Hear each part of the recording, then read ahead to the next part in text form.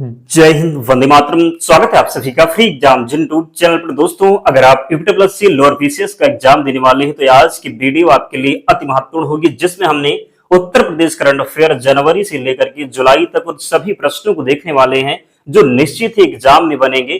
तो अगर आप उत्तर प्रदेश की कोई भी परीक्षा देने वाले हैं जिसमें उत्तर प्रदेश करंट अफेयर से प्रश्न पूछा जाना है तो इस वीडियो को देख करके चले जाना। विश्वास रखिएगा आपके एग्जाम में एक भी प्रश्न बाहर नहीं जाएगा। तो चलिए आज के सेशन को प्रारंभ करते हैं। उससे पहले अगर आप चैनल पर नए हैं तो चैनल को सब्सक्राइब करके बेल आइकन को जरूर प्रेस कर लें।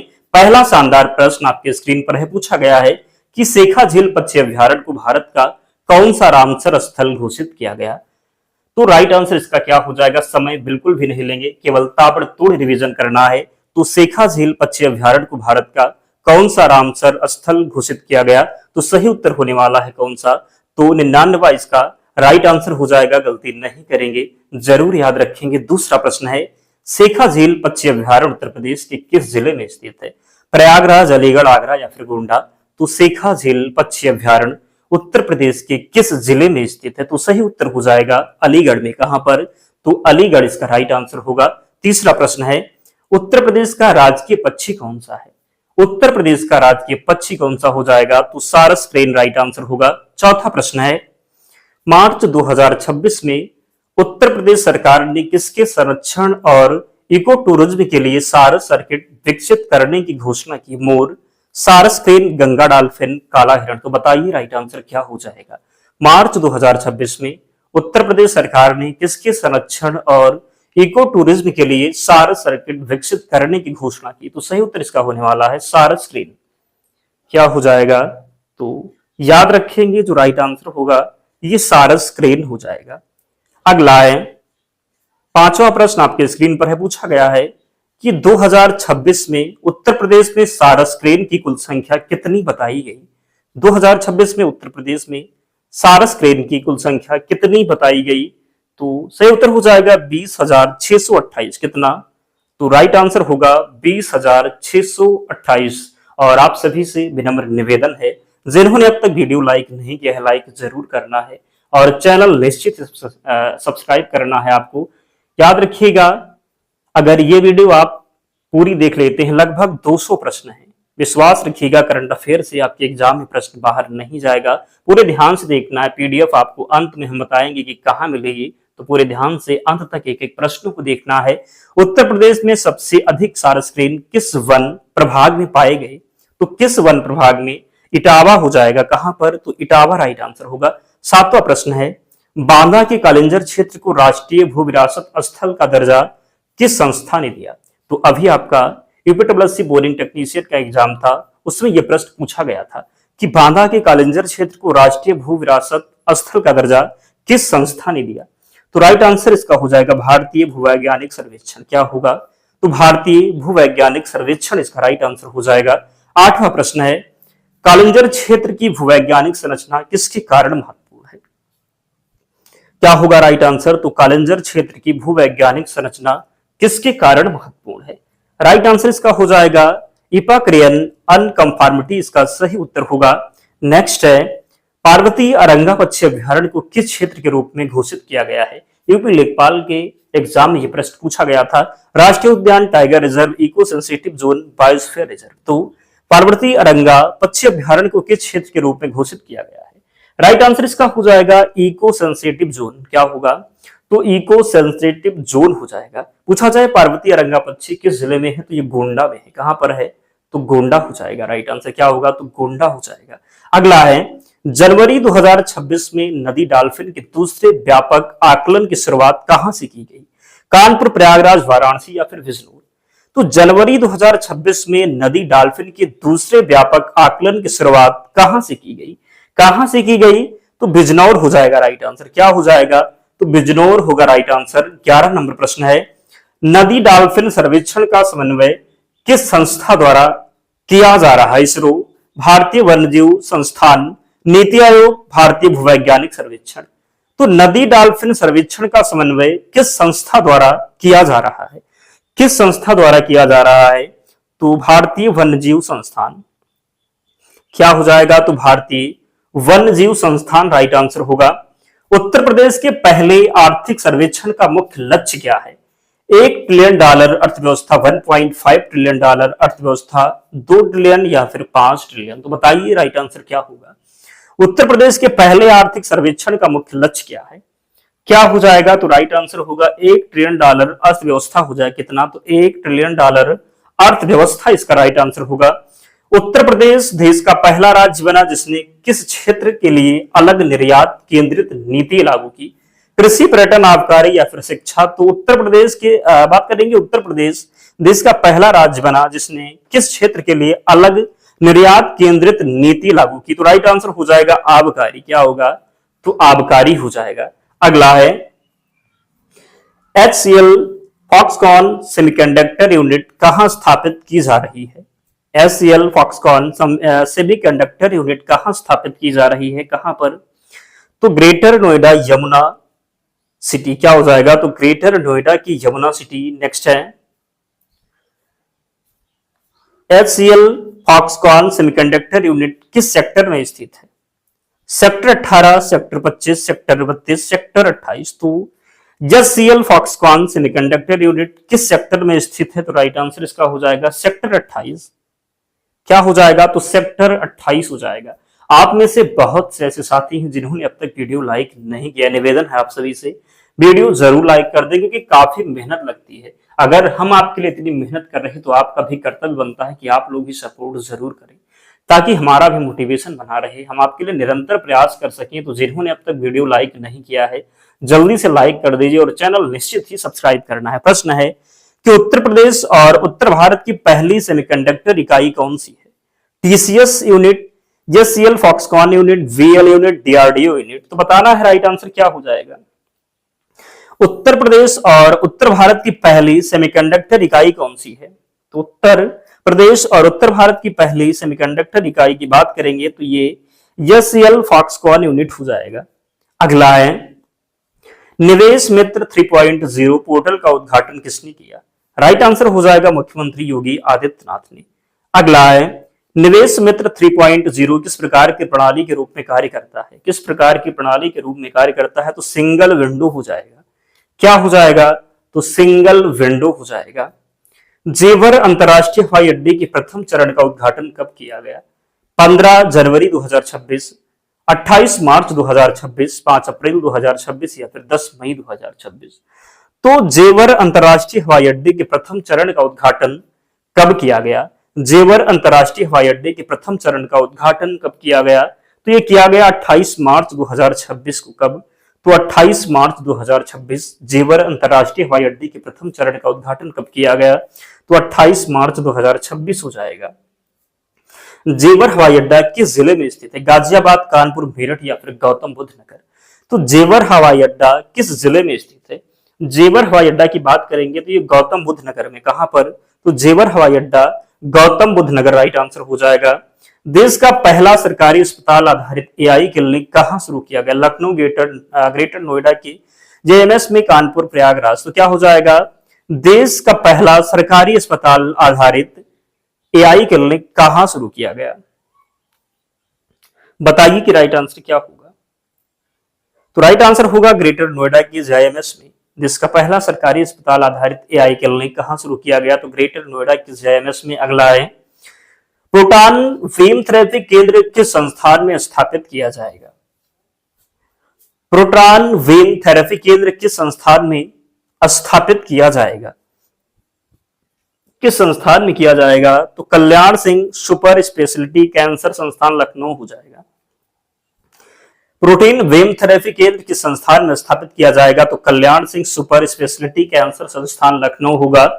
प्रश्न है स्कॉर्प रोबोट किस संस्थान के वैज्ञानिकों ने विकसित किया? IIT Kanpur, IIT Delhi, IIT Mumbai, IIT Roorkee? तो बताना है कि स्कॉर्प रोबोट किस संस्थान के वैज्ञानिकों ने विकसित किया।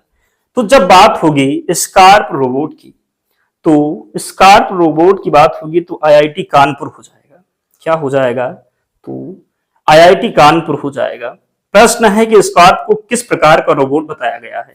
4 पैरों वाला मोबाइल मैनिपुलेटर, पानी के अंदर चलने वाला ड्रोन रोबोट या फिर कृषि ट्रैक्टर रोबोट? तो स्कॉर्प को किस प्रकार का रोबोट बताया गया है? स्कार्प को किस प्रकार का रोबोट बताया गया है? तो 4 पैरों वाला मोबाइल मैनिपुलेटर। स्कार्प को किस प्रकार का रोबोट बताया गया है? तो 4 पैरों वाला मोबाइल मैनिपुलेटर हो जाएगा। अगला है, राज्य की पहली एआई सक्षम राज्य विश्वविद्यालय पायलट परियोजना कहां शुरू हुई? लखनऊ विश्वविद्यालय, चौधरी चरण सिंह विश्वविद्यालय मेरठ, इलाहाबाद विश्वविद्यालय, गोरखपुर विश्वविद्यालय। तो राज्य की पहली एआई सक्षम राज्य विश्वविद्यालय पायलट परियोजना कहां शुरू हुई? तो ये शुरू कहां पर हुई? तो याद रखेंगे चौधरी चरण सिंह विश्वविद्यालय मेरठ में। राज्य की पहली एआई सक्षम राज्य विश्वविद्यालय पायलट परियोजना कहां पर? तो चौधरी चरण सिंह विश्वविद्यालय मेरठ हो जाएगा। प्रश्न है, व्यवसायिक विद्यालयों में एआई प्रशिक्षण किस कक्षा से अनिवार्य किया गया? कक्षा 6 से 8, कक्षा 9 से 12, कक्षा 1 से 5 या फिर स्नातक स्तर। व्यवसायिक विद्यालयों में एआई प्रशिक्षण किस संस्था से अनिवार्य किया गया? किस संस्था से? तो कक्षा 9 से 10। कितना हो जाएगा? तो कक्षा 9 से 10 हो जाएगा राइट आंसर। यहां पर 10 कर लीजिए, कक्षा 9 से 10। अगला है, एसआईआरएफ में तकनीकी शिक्षा संस्थानों की रैंकिंग में प्रथम स्थान किस संस्थान को मिला? एसआरआईएफ में तकनीकी शिक्षा संस्थानों की रैंकिंग में प्रथम स्थान किस संस्थान को मिला? किस संस्थान को मिला? तो राइट आंसर हो जाएगा केएनआईटी सुल्तानपुर। प्रश्न है कि एसआईआरएफ में तकनीकी शिक्षा संस्थानों को रैंकिंग में प्रथम स्थान किस संस्थान को मिला? तो केएनआईटी सुल्तानपुर हो जाएगा। प्रश्न है कि संपत्ति पंजीकरण के लिए किस प्रकार का सत्यापन अनिवार्य है? क्या है? तो संपत्ति पंजीकरण के लिए किस प्रकार का सत्यापन अनिवार्य किया गया है? किस प्रकार का सत्यापन? तो आधार आधारित। क्या? तो आधार आधारित हो जाएगा। घरेलू पर्यटन के मामले में 2025 में उत्तर प्रदेश को कौन सा स्थान मिला? तो घरेलू पर्यटन के मामले में 2025 में उत्तर प्रदेश को कौन सा स्थान मिला? तो ये पहला स्थान मिला। कौन सा स्थान मिला? तो पहला स्थान मिला। विदेशी पर्यटकों के आगमन में उत्तर प्रदेश का कौन सा संस्थान बताया गया? विदेशी पर्यटकों के आगमन में उत्तर प्रदेश का कौन सा जो है स्थान बताया गया? दूसरा, तीसरा, चौथा और पांचवा। तो राइट आंसर हो जाएगा चौथा। विदेशी पर्यटकों के आगमन में उत्तर प्रदेश का कौन सा स्थान बताया गया? तो चौथा हो जाएगा। प्रश्न है कि यूनेस्को के क्रिएटिव सिटीज नेटवर्क के तहत लखनऊ को किस श्रेणी में शामिल किया गया? City of music, city of film, city of gastronomy, city of design. तो राइट आंसर इसका हो जाएगा सिटी ऑफ गैस्ट्रोनॉमी। यूनेस्को के क्रिएटिव सिटीज नेटवर्क के तहत लखनऊ को किस श्रेणी में शामिल किया गया? तो सिटी ऑफ गैस्ट्रोनॉमी हो जाएगा। प्रश्न है, राष्ट्र प्रेरणा स्थल का उद्घाटन लखनऊ में किसकी जयंती पर किया गया? महात्मा गांधी, अटल बिहारी वाजपेयी, डॉक्टर राजेंद्र प्रसाद, लाल बहादुर शास्त्री। तो राष्ट्र प्रेरणा स्थल, क्या? तो राष्ट्र प्रेरणा स्थल का उद्घाटन लखनऊ में किसकी जयंती पर किया गया? हो जाएगा राइट आंसर अटल बिहारी वाजपेयी। क्या हो जाएगा? तो अटल बिहारी वाजपेयी हो जाएगा। कल्याण सिंह नगर को उत्तर प्रदेश का कौन सा जिला बनाया गया? तो 76वां हो जाएगा। अगला है, देश का पहला विशेष ग्लास म्यूजियम कहां विकसित किया जा रहा है? कहां पर विकसित किया जा रहा है? तो फिरोजाबाद में। देश का पहला विशेष ग्लास म्यूजियम कहां विकसित किया जा रहा? तो फिरोजाबाद में। अपराधियों की पहचान के लिए एआई आधारित एच ऐप किस क्षेत्र में लागू किया गया है? अयोध्या के रुदौली क्षेत्र में, मेरठ, गोरखपुर, वाराणसी। तो अपराधियों की पहचान के लिए एआई आधारित यक्ष ऐप किस क्षेत्र में लागू किया गया है? तो यक्ष जो ऐप है ये लागू किया गया है अयोध्या के रुदौली क्षेत्र में। कहां पर? तो अयोध्या के रुदौली क्षेत्र में। उत्तर प्रदेश में राज्य का पहला विश्वविद्यालय स्तरीय ब्रेल पुस्तकालय कहां स्थापित किया गया? केजीएमयू डॉक्टर शकुंतला मिश्रा राष्ट्रीय पुनर्वास विश्वविद्यालय लखनऊ, लखनऊ विश्वविद्यालय बीएचयू। तो उत्तर प्रदेश में राज्य का पहला विश्वविद्यालय स्तरीय ब्रेल पुस्तकालय कहां स्थापित किया गया? तो ब्रेल पुस्तकालय की बात करेंगे तो राइट आंसर हो जाएगा डॉक्टर शकुंतला मिश्रा राष्ट्रीय पुनर्वास विश्वविद्यालय लखनऊ हो जाएगा। वन डिस्ट्रिक्ट वन कुनीज क्या पूछा गया? तो वन डिस्ट्रिक्ट वन कुजीन ओडीओसी योजना का उद्देश्य क्या है? प्रत्येक जिला में नया उद्योग लगाना, प्रत्येक जिले के पारंपरिक व्यंजनों की पहचान व संरक्षण, प्रत्येक जिले में नया विश्वविद्यालय खोलना, प्रत्येक जिले में हवाई अड्डा बनाना। तो वन डिस्ट्रिक्ट वन कुजीन योजना का उद्देश्य क्या है? क्या है? तो राइट आंसर हो जाएगा प्रत्येक जिलों के पारंपरिक व्यंजन की पहचान व संरक्षण हो जाएगा। प्रत्येक जिले के पारंपरिक व्यंजन की पहचान व संरक्षण हो जाएगा। विस्टाडोम ट्रेन किस उद्देश्य से शुरू की गई? विस्टाडोम ट्रेन किस उद्देश्य से शुरू की गई? तो राइट आंसर हो जाएगा इको टूरिज्म को बढ़ावा देने के लिए। विस्टाडोम ट्रेन सेवा किस उद्देश्य से शुरू की गई? तो इको टूरिज्म को बढ़ावा देने के लिए। विस्टाडोम ट्रेन सेवा के मामले में उत्तर प्रदेश की विशेष उपलब्धि क्या बताई गई है? पहला राज्य जहां मेट्रो चली, जंगल सफारी के लिए विस्टाडोम ट्रेन चलाने वाला पहला राज्य जहां बुलेट ट्रेन चली, पहला राज्य जहां हाइड्रोजन बस चली। तो विस्टाडोम ट्रेन सेवा के मामले में उत्तर प्रदेश की विशेष उपलब्धि क्या बताई गई? क्या बताई गई? तो जंगल सफारी के लिए विस्टाडोम ट्रेन चलाने वाला पहला राज्य हो जाएगा। भारत का पहला वन विश्वविद्यालय कहां स्थापित करने को मंजूरी दी गई? गोरखपुर, लखनऊ, झांसी या फिर वाराणसी? तो पहला वन विश्वविद्यालय की बात करेंगे तो ये गोरखपुर में। कहां पर? तो गोरखपुर राइट आंसर हो जाएगा। अभी भी बहुत से ऐसे साथी हैं जिन्होंने वीडियो लाइक नहीं किया है, प्लीज यार लाइक जरूर करें, क्योंकि काफी मेहनत लगती है, तो सपोर्ट करेंगे तभी हम आगे बढ़ सकते हैं। तो आपकी सपोर्ट और प्यार की जरूरत है, लाइक जरूर करें, चैनल को सब्सक्राइब करना है, डेली हमारे साथ जुड़िए। आप बताइए कमेंट करके कि किस सब्जेक्ट की आप जो आपके सिलेबस में है किसका आप 1 शॉट चाहते हैं, तो कमेंट में बताइएगा, हम उसको कंप्लीट जरूर करवा देंगे आपके एग्जाम से पहले। तो कमेंट बॉक्स में आपको बताना है। अगला है तो वन विश्वविद्यालय गोरखपुर हो जाएगा। वाराणसी में 1 घंटे में लगभग कितने पौधे लगाकर गिनीज वर्ल्ड रिकॉर्ड बनाया गया? वाराणसी में लगभग 1 घंटे में कितने पौधे लगाकर के गिनीज वर्ल्ड रिकॉर्ड बनाया गया? तो ये हो गया 25,446। कितने? तो 25,446 हो जाएगा। उत्तर प्रदेश ने कुल कितने बात करेंगे, उत्तर प्रदेश ने कुल उत्पन्न अपशिष्ट जल के लगभग कितने प्रतिशत हिस्से के उपचार की क्षमता हासिल की? कितने प्रतिशत? तो सही उत्तर इसका होने वाला है 85%। कितना? तो उत्तर प्रदेश ने कुल उत्पन्न अपशिष्ट जल के लगभग कितने प्रतिशत हिस्से के उपचार का क्षमता हासिल की? तो 85% हो जाएगा। प्रश्न है पूछा गया, उत्तर प्रदेश सरकार ने उपचारित जल के पुनर्चक्रण का लक्ष्य किस वर्ष तक रखा है? पुनर्चक्रण जल का जो लक्ष्य रखा है उत्तर प्रदेश सरकार ने, उपचारित जल के पुनर्चक्रण का लक्ष्य किस वर्ष तक रखा गया है? तो 2035 तक। कब तक? तो 2035 तक। प्रोजेक्ट गंगा का मुख्य उद्देश्य क्या है? प्रोजेक्ट गंगा का जो मुख्य उद्देश्य हो जाएगा ये होगा ग्रामीण क्षेत्रों में हाई स्पीड ब्रॉडबैंड कनेक्टिविटी हो जाएगा।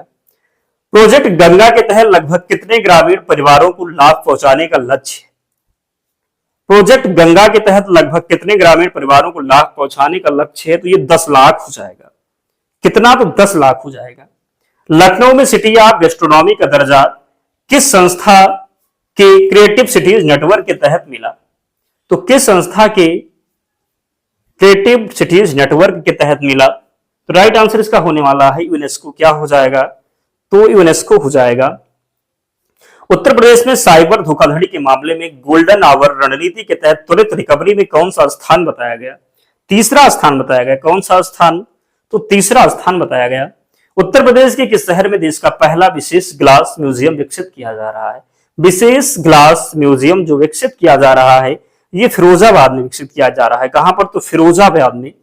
सरदार वल्लभ भाई पटेल रोजगार एवं औद्योगिक क्षेत्र योजना का प्रमुख उद्देश्य क्या है? सरदार वल्लभ भाई पटेल रोजगार एवं औद्योगिक क्षेत्र योजना का प्रमुख उद्देश्य क्या है? तो रोजगार सृजन और एमएसएमई गतिविधियों को बढ़ावा देना। प्रश्न है एपीडा एवं उत्तर प्रदेश सरकार के बीच समझौता कब हुआ? एपीडा एवं उत्तर प्रदेश सरकार के बीच समझौता कब हुआ? तो ये कब हुआ? तो राइट आंसर हो जाएगा 30 अप्रैल 2026 को। कब? तो 30 अप्रैल 2026 हो जाएगा। एपीडा एवं यूपी सरकार के समझौते का स्थान कौन सा था? इटावा, पीलीभीत, कानपुर या फिर आगरा? तो एपीडा एवं यूपी सरकार के समझौते का स्थान कौन सा था? कौन सा था? तो राइट आंसर हो जाएगा एपीडा एवं यूपी सरकार के समझौते का स्थान कौन सा था?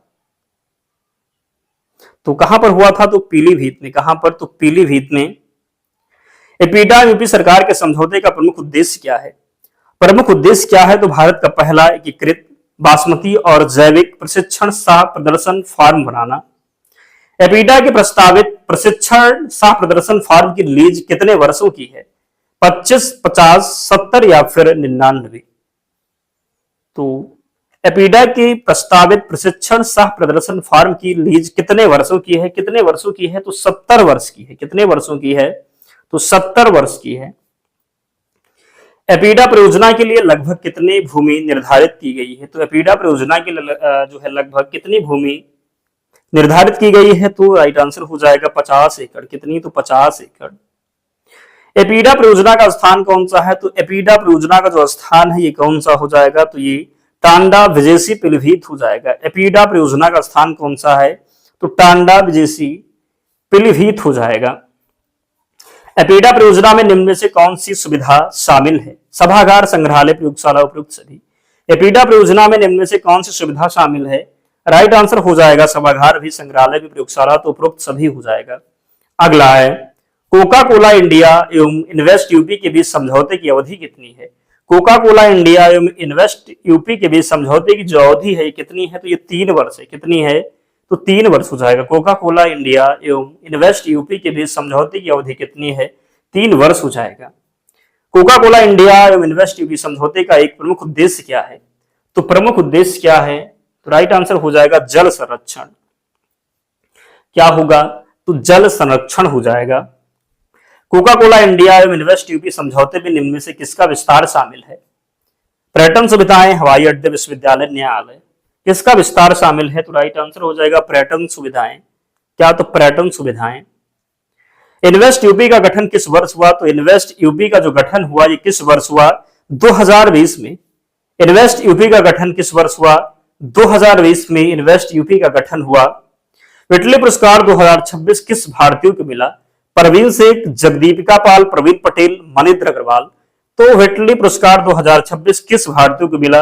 किस भारतीय को मिला? तो प्रवीण शेख हो जाएगा। किसको मिला? तो विटली पुरस्कार 2026 किस भारतीय को मिला? तो प्रवीण शेख हो जाएगा। विटली पुरस्कार 2026 किस संस्था द्वारा प्रदान किया गया? UNESCO, vitally fund for nature, who, WHO या फिर वर्ल्ड बैंक। तो विटली पुरस्कार 2026 किस संस्था द्वारा प्रदान किया गया? किस संस्था द्वारा? तो विटली फंड ऑफ नेचर हो जाएगा। क्या? तो विटली फंड फॉर नेचर हो जाएगा।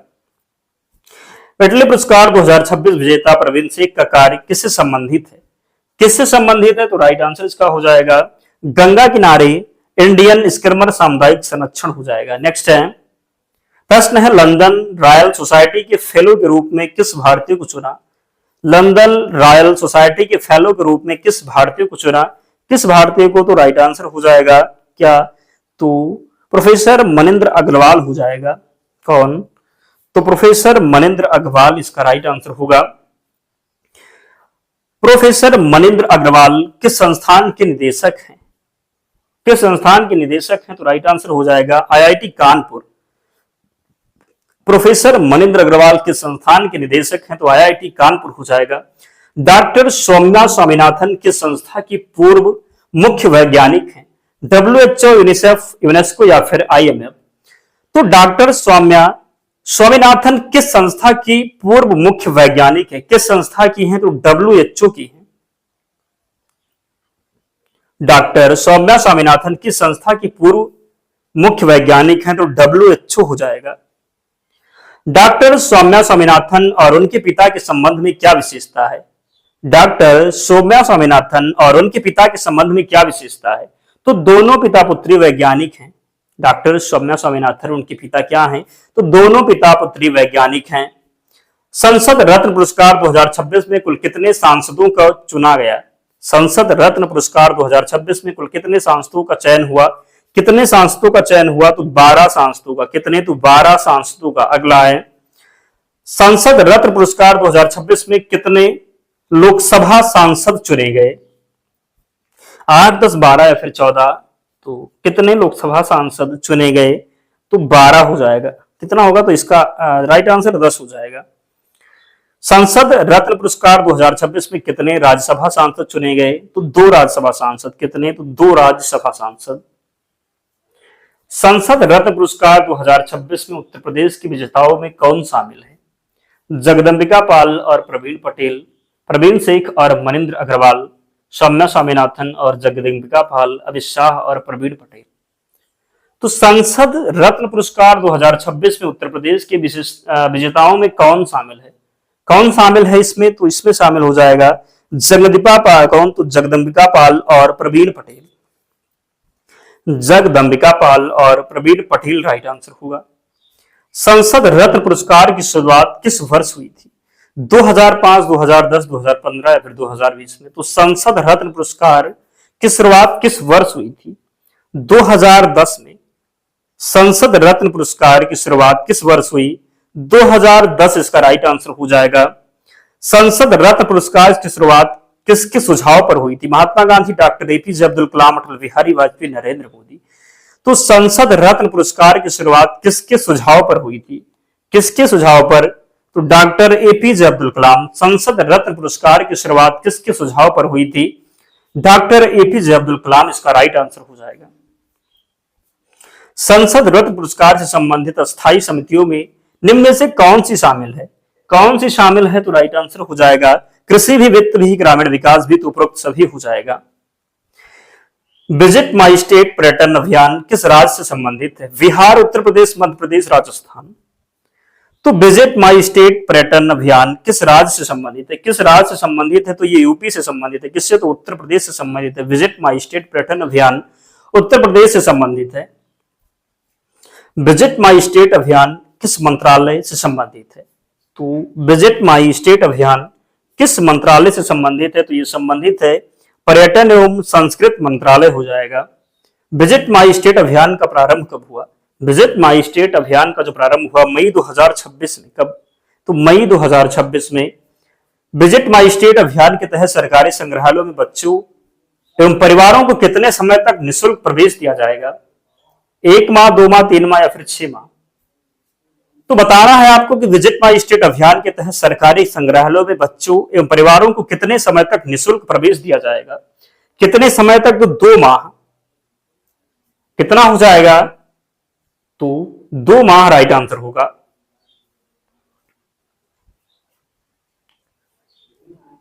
विजिट माई स्टेट अभियान का फोकस किस पर है? विजिट माई स्टेट अभियान का फोकस किस पर है? तो ये मंदिर, सर्किट, गौशाला, वेलनेस एवं ग्रामीण पर्यटन हो जाएगा। विजिट माई स्टेट अभियान का फोकस किस पर है? तो मंदिर, सर्किट, गौशाला, वेलनेस एवं ग्रामीण पर्यटन हो जाएगा। 1 ट्रिलियन सीएम फेलोशिप ओटीडी जिसको कहेंगे, वो किस तारीख को स्वीकृति मिली? किस तारीख को मिली? तो 14 मई 2026 को। कब? तो 14 मई 2026 को। 1 ट्रिलियन सीएम फेलोशिप ओटीडी का उद्देश्य क्या है? क्या उद्देश्य है? तो जिला स्तर पर शासन मजबूत करना और 1 ट्रिलियन अर्थव्यवस्था का लक्ष्य हो जाएगा। ओटीडी सेल की अध्यक्षता किसके द्वारा की गई? किसके द्वारा की गई? तो जिला अधिकारी के द्वारा। किसके द्वारा? तो जिला अधिकारी के द्वारा। प्रत्येक जिले में ओटीडी फेलोशिप के अंतर्गत कितने फेलोशिप होंगे? कितने फेलोशिप होंगे? तो 2 फेलोशिप होंगे। कितने? तो 2। ओटीडी फेलोशिप में एक फेलो किस क्षेत्र से संबंधित होगा? तो एक फेलो जो है ये किस क्षेत्र से संबंधित होगा? तो आर्थिक विकास हो जाएगा। क्या होगा? तो आर्थिक विकास हो जाएगा। एक जिला एक व्यंजन जिसको कहेंगे ओडीओसी योजना को कैबिनेट मंजूरी कब मिली? कब मिली? तो राइट आंसर हो जाएगा 14 मई 2026 को। कब? तो 14 मई 2026 इसका राइट आंसर होगा। ओडीओसी योजना में कितने व्यंजनों की सूची दी गई है? ओडीओसी योजना में कितने व्यंजनों की सूची दी गई है? तो कितना? तो 208 व्यंजन। कितने? तो 208 व्यंजन राइट आंसर होगा। ओडीओसी योजना की 208 व्यंजनों की सूची में किस प्रकार का व्यंजन शामिल नहीं है? शाकाहारी, मांसाहारी, अस्थायी व्यंजन, पारंपरिक व्यंजन। तो ओडीओसी योजना की 208 व्यंजनों की सूची में किस प्रकार का व्यंजन शामिल नहीं है? तो राइट आंसर हो जाएगा मांसाहारी। क्या हो जाएगा? तो मांसाहारी हो जाएगा। बाल श्रमिक विद्या योजना के विस्तार का निर्देश किसने दिया?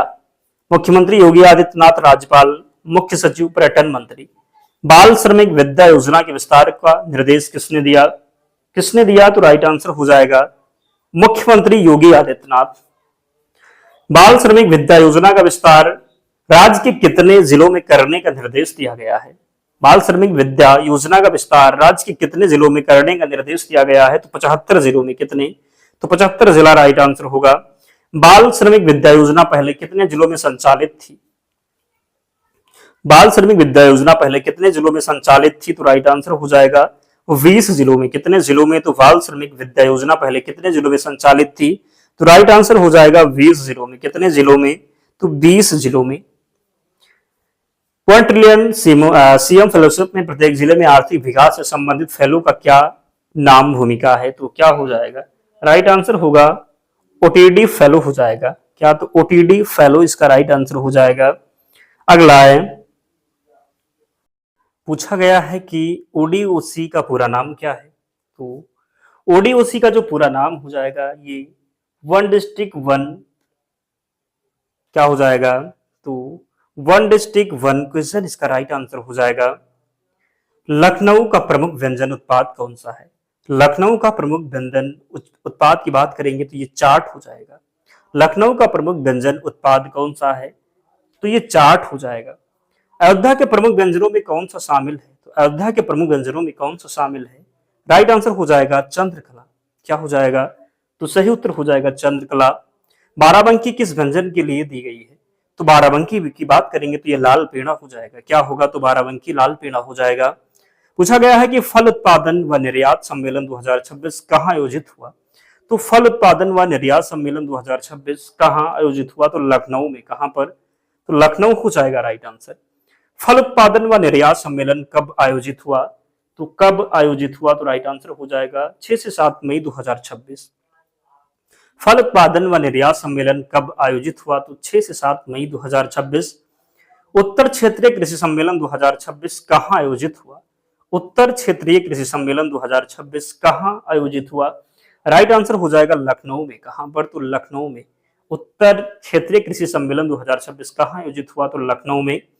उत्तर क्षेत्रीय कृषि सम्मेलन 2026 कब आयोजित हुआ, कब आयोजित हुआ, तो 24 अप्रैल 2026 को। उत्तर क्षेत्रीय कृषि सम्मेलन 2026 कब आयोजित हुआ, तो 24 अप्रैल 2026 को। उत्तर क्षेत्रीय कृषि सम्मेलन 2026 का आयोजक कौन था, कौन था आयोजक, तो राइट आंसर होगा केंद्रीय कृषि एवं किसान कल्याण मंत्रालय। उत्तर क्षेत्रीय कृषि सम्मेलन 2026 का आयोजक कौन था, केंद्रीय कृषि एवं किसान कल्याण मंत्रालय।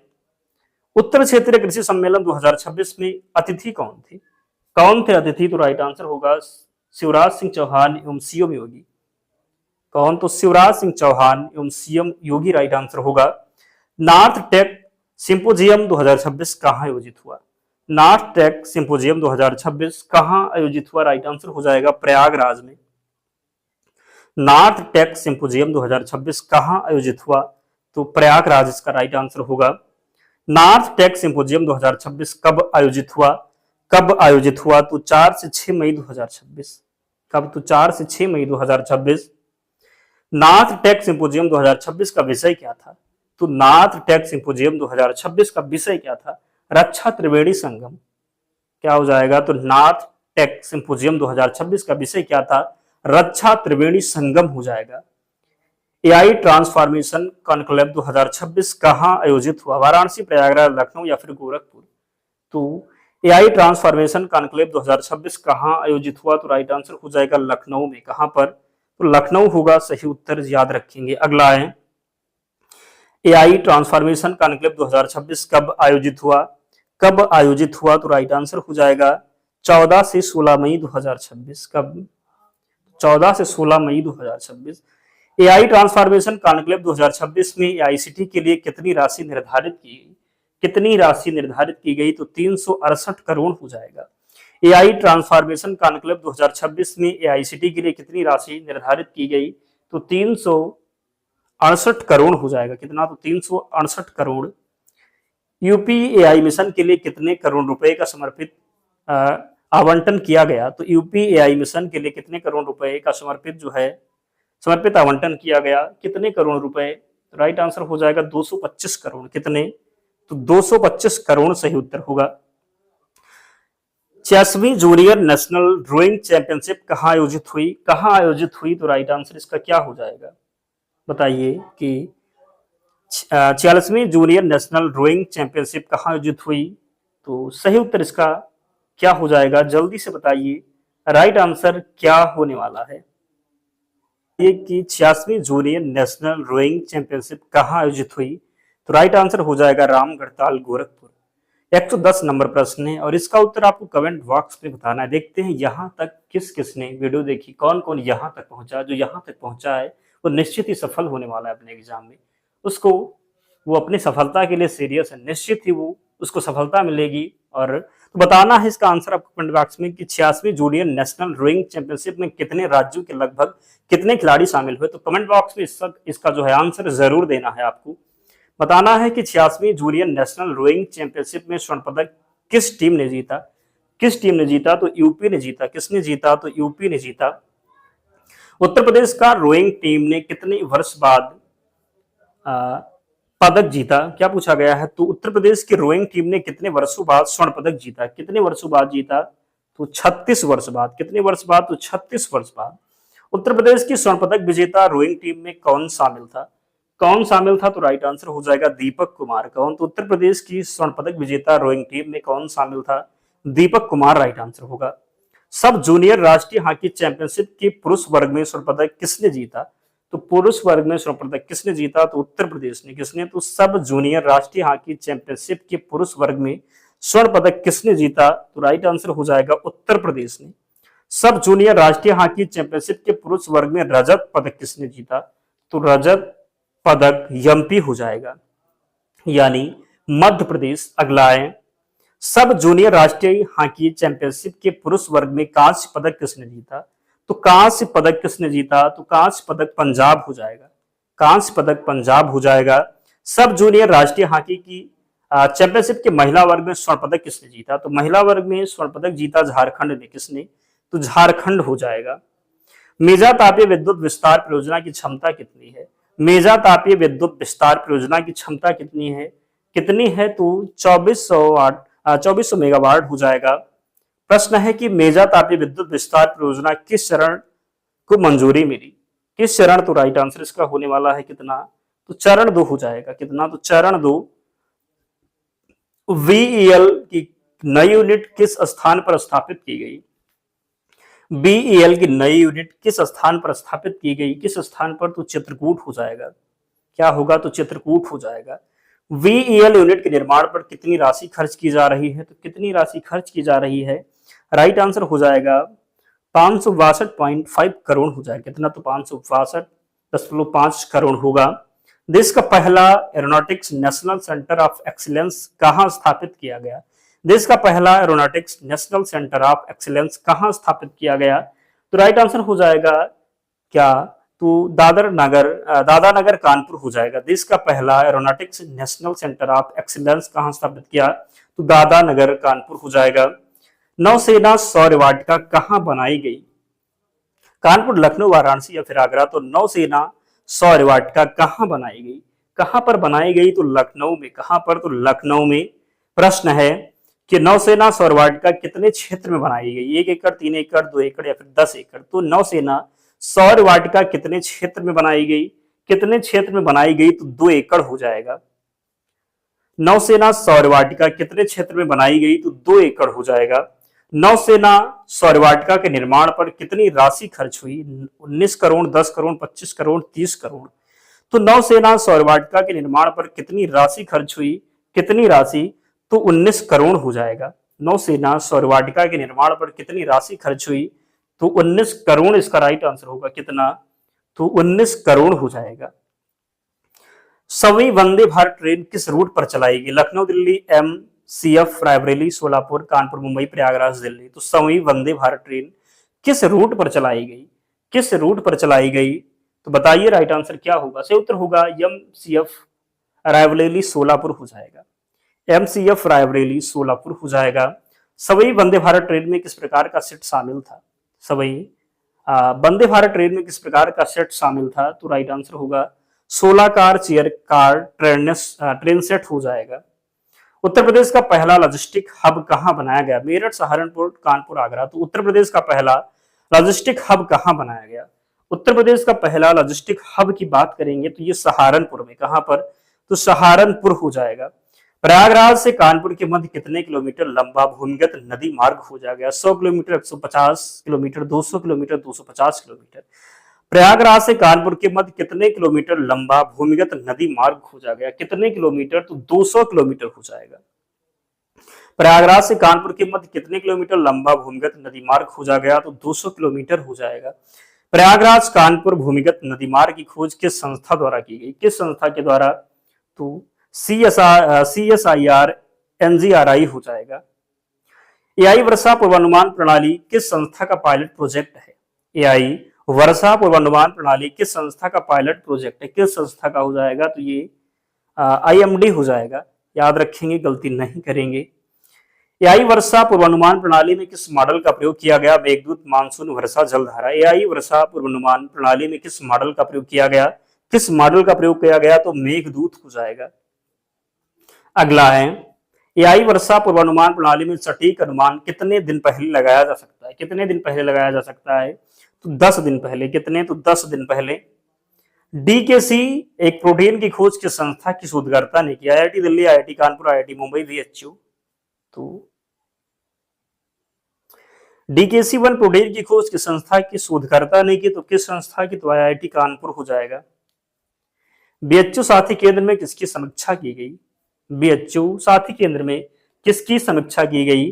तो शोध अवसंरचना की। किसकी? तो शोध अवसंरचना की। प्रसिद्ध उर्दू शायर वसीर वद्र का निधन कितनी उम्र में हुआ? तो प्रसिद्ध उर्दू शायर वसीर वद्र का जो निधन हुआ ये कितनी उम्र में हुआ? तो 99 वर्ष। कितनी? तो 99 वर्ष।